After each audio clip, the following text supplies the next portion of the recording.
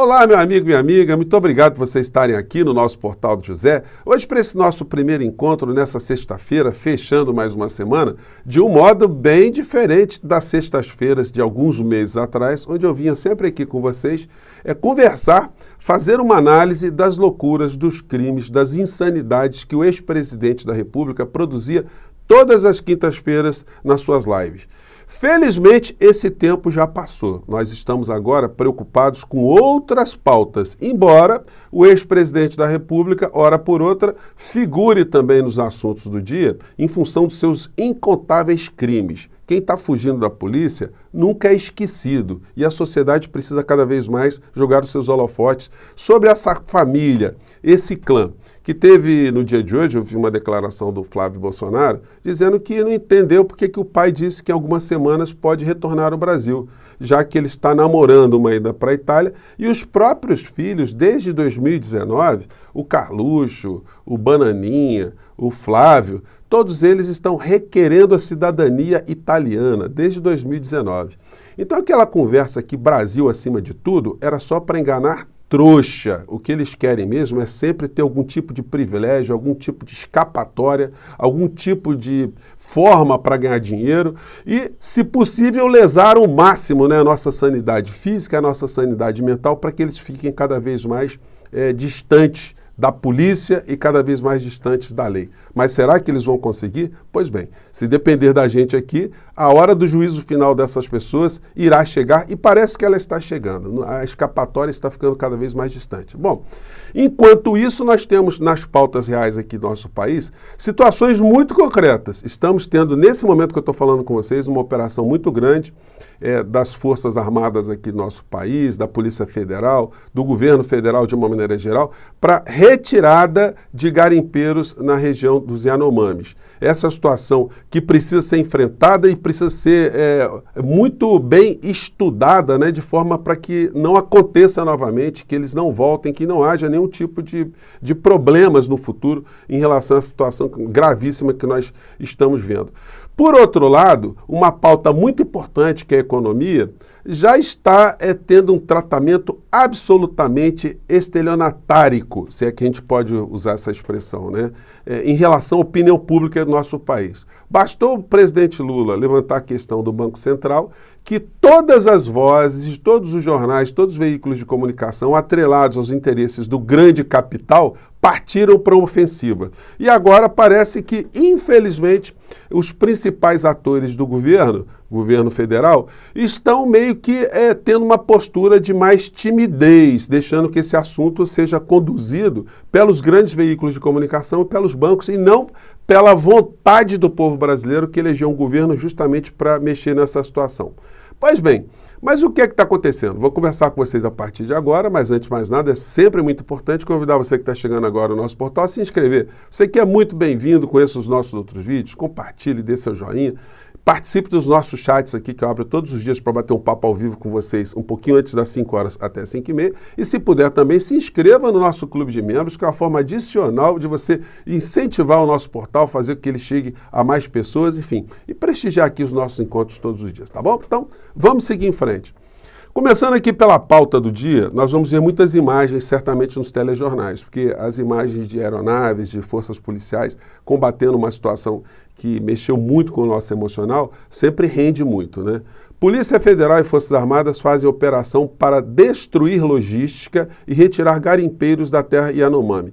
A ação conjunta envolve dezenas de policiais, helicópteros Black Hawk, antes negados pelos militares, e previsão de bases permanentes no território. Então, a matéria do UOL aqui, ela está já colocando algumas fotos, mostrando algumas situações muito emblemáticas, Forças Armadas presentes, os garimpeiros ali tentando fugir, mas como é que foge numa região gigantesca, gente? A região que nós estamos falando é do tamanho de Portugal. Como é que as pessoas se deslocam ali? Vão fugir para onde? Então, vão tentar se esconder? Não vai ser possível, tudo ali monitorado por satélite, existe tecnologia e existe vontade política agora de fazer com que essa situação seja resolvida. O drama humano e a situação econômica, a situação de crime que acontece na região também. Isso aqui são fotos dos helicópteros do Exército Brasileiro que estiveram ausentes no meio dessa operação toda, né? E agora estão ali. E certamente isso causa um impacto para dissuadir. Tem aspectos muito positivos também no meio dessa história que eu queria ressaltar aqui com vocês. Ontem o Jornal Nacional não falou de economia, porque a pancada que eles já deram, os avisos que eles já deram para o governo atual de que não se deve mexer com banqueiro, parece que eles estão já arrefecendo, eles estão querendo tirar esse assunto do noticiário, porque quanto mais o povo tiver informação do que está acontecendo, mais o povo vai ficar indignado.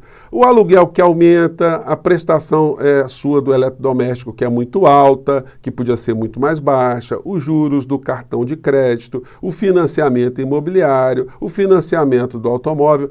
Tudo isso é fruto, esses juros são frutos da política econômica ou do tabelamento, vamos dizer assim, dos juros que o Banco Central exerce. Os juros mais rentáveis do planeta. Então a gente fica vendo um bando de vigarista que os veículos de comunicação vão colocando, né? Ah, não, porque o Brasil está atrelado com o sistema mundial, isso atrai mais investimentos, o capital estrangeiro vem para cá. Isso é pura lorota, é puro discurso para enganar trouxa, porque só vem capital aqui para especular, para arrancar dinheiro, depois quando baixa os juros eles vão para outro lugar, se é que o Brasil consiga abaixar os juros, né? Porque são muitos interesses no meio dessa história, e esse será um ponto nevrálgico do governo Lula. Se não houver o enfrentamento ou a continuação desse debate para que os juros caiam, de fato a gente vai ter um problema muito sério para o governo federal. Nós vamos ter aqui grandes frustrações no Brasil. Mas é por isso que nós estamos aqui, né? Para acender essas luzes aí e dar esses toques também. Aliás, outras pessoas já estão começando a perceber isso também nas redes de uma maneira geral. Vamos ver aqui uma matéria tocando um ponto mais humano, que eu achei muito interessante, que foi colocada ontem no Jornal Nacional, que escondeu a economia, mas falou de um assunto que também é muito relevante. Vamos acompanhar aqui. Em todo o Brasil, mais de 39 mil voluntários se inscreveram na Força Nacional do SUS para ajudar no atendimento aos Yanomami. Gente, 39 mil voluntários. Então, vocês vejam que nós temos pessoas no Brasil que têm muito coração e elas só estão podendo fazer alguma coisa agora porque encontraram agora uma porta para poder ajudar também ao próximo, né? Porque no governo anterior, o governo do genocida, essas pessoas estariam condenadas, as atendidas, né, à morte, como ainda está acontecendo, infelizmente. Os voluntários ajudam a encaminhar os casos graves para os hospitais. Atendem dezenas de indígenas por dia no hospital de campanha montado em Boa Vista. Como contam nestes depoimentos que eles mesmos gravaram, os voluntários conhecem de perto o sofrimento que ameaça o povo Yanomami. Ontem nós recebemos 2 crianças desidratadas ao extremo, desnutridas ao extremo. E o que tem impactado é você pegar uma criança de 4 anos, aproximadamente. Antônio Cedrim e Ed Carlos Xavier. Muito obrigado, meus amigos. Muito obrigado. Vocês nos representam. Pesando 3,2 kg. O Ministério da Saúde precisa de voluntários para compor novas equipes nas próximas semanas. Os candidatos devem ser profissionais de saúde com experiência em atendimento de urgência, médicos e enfermeiros preparados para cuidar de cada... Gente, quando nós assistimos isso, a gente vê que a humanidade tem jeito. Agora, a gente precisa ter as pessoas, né, de fato, do bem, ajudando com que outras pessoas se desintoxiquem, que as pessoas se transformem cada vez mais em criaturas humanas, preocupadas com o próximo e não preocupadas apenas consigo próprio, né? Enfim. Então, essa foi a parte assim, positiva dessa situação. Eu vi também o ministro Silvio Almeida, lá presente, muito positiva a presença dele. Infelizmente, eu não pude estar com ele na terça-feira, acabei atrasando uma série de coisas. O Carlito Neto, do canal Historiador, Rony Telles estiveram com ele, enfim. Mas em breve eu pretendo entrevistar o ministro, conversar com ele, até para dar aqui algumas opiniões que eu tenho coletado aqui no nosso portal, da importância de um Ministério de Direitos Humanos numa crise humanitária, num genocídio que nós tivemos aqui no nosso país, para que as responsabilidades sejam devidamente apontadas e que mande para a cadeia esses criminosos que fizeram mal ao nosso povo de uma maneira geral. Bom, então são aspectos positivos. E aí a gente vai vendo, né, o bombardeio. Gente, a semana foi só assim, ó. aqui, esses dias, né? Lula sugere troca no BC, mercado defende autonomia. Que mercado, né? Lula volta a atacar o BC, né? Ex-dirigentes do Banco Central diz que autonomia blinda decisões, que o valor econômico. Aí vem cá. Ataques de Lula ao Banco Central expõe estratégia da herança maldita. Então, foi uma pancada. Hélio Gaspari falando, deixe o Banco Central em paz. Aqui escalada de críticas aos juros. Aqui, mais pancada. Então, eles deram muita pancada. Todos os jornais, gente, é um negócio impressionante. Foi uma avalanche aqui de matérias. Lula e o falso dilema no campo monetário. Tem mais aqui. Lula diz que o Senado tem poder para trocar o presidente do Banco Central, que é outra matéria também. Aí, outra situação, uma longa ata do BC sobre os riscos inflacionários. Então, quer dizer, sempre colocando um medo no povo, para que o povo não perceba que está sendo roubado. Gente, cada ponto percentual que aumenta na taxa Selic são 50 bilhões de reais do dinheiro do povo brasileiro que sai dos cofres públicos para alimentar a ciranda financeira. E, evidentemente, quando alimenta a ciranda financeira, está alimentando quem? O povo ou banco? Então, o presidente Lula vai ter que enfrentar essa questão. Porque senão ele vai ficar travado. Nós vamos ter um governo que vai ser apenas um governo para pintar paredes da senzala. A escravidão vai permanecer, mas muitas pessoas vão ficar um pouco mais contentes de ter ali uma arrumaçãozinha aqui, um confortozinho ali, e a questão é muito mais profunda. Nós, quando vimos uma declaração como essa aqui, Lira diz que a autonomia do Banco Central é a marca mundial e não retroagirá. Ele está falando pelos banqueiros, ele está falando pelos bandidos, pelos que recebem dinheiro de grandes grupos econômicos para estarem no Congresso Nacional atuando contra o povo brasileiro. Simples assim. Essa é a realidade. O interesse de quem que o senhor Arthur Lira está defendendo quando ele coloca essas questões? Gente, quando vocês pegam aqui a pauta da Globo News, Arthur Lira defende a autonomia do Banco Central. O que faz o Banco Central é porque Lula está em pé de guerra com Campos Neto. Rodrigo Pacheco diz que a autonomia do Banco Central é avanço. E aí, só pancada e falando bem da autonomia do Banco Central. Gente, antes da autonomia do Banco Central, quando estava ainda sob o comando ali do governo, se é que a gente pode chamar assim, Bolsonaro, o juros chegou a 2% ao ano. 2%, foi a menor taxa, né? Bastou acontecer a autonomia do Banco Central que em 8 meses a taxa de juros já estava chegando a 13%, agora 13,75%. Quem é que ganhou com esse aumento de taxa de juros? Foi o trabalhador que está pagando lá o seu carrinho, tá?